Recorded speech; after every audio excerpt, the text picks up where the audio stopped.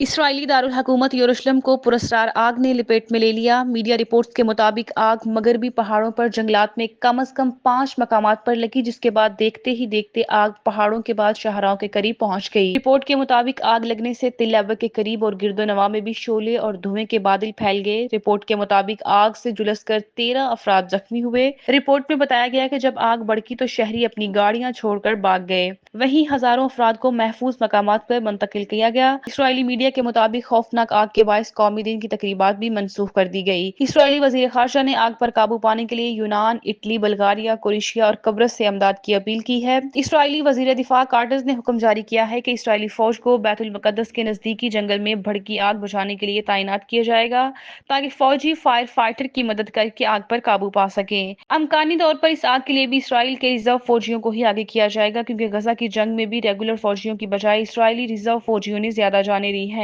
وزیر دفاع اسرائیل نے یہ حکم جاری کرتے ہوئے کہا ہے کہ ملک میں قومی سطح پر ہنگامی حالت جیسی صورتحال کا سامنا ہے، اس لیے تمام دستیاب فوج کو آگ کے بجھانے کے لیے تعینات کیا جائے گا۔ کارٹز نے یہ بات وزارت دفاع کی طرف سے جاری کیے گئے بیان میں کہی ہے۔ ان کا کہنا ہے کہ افواج کو لازماً زندگیاں بچانے کے لیے آگے آگ بجھانی چاہیے۔ اسرائیل ہنگامی خطرات سے نمٹنے کے لیے قائم ادارے MDA کے مطابق سینکڑوں شہریوں کی زندگیاں جنگل میں لگی آگ کی وجہ سے خطرے سے دوچار ہیں۔ یروشلم کے متصل جنگل میں لگی اس غیر معمولی آگ کی وجہ سے اسرائیلی پولیس نے تل ایبک اور بیت المقدس کے درمیان کی ہائی وے کو بند کر دیا ہے، تاکہ بے رحمی میں لوگ بیت المقدس کی لگی آگ کی طرف قریب نہ جانے کی کوشش کریں۔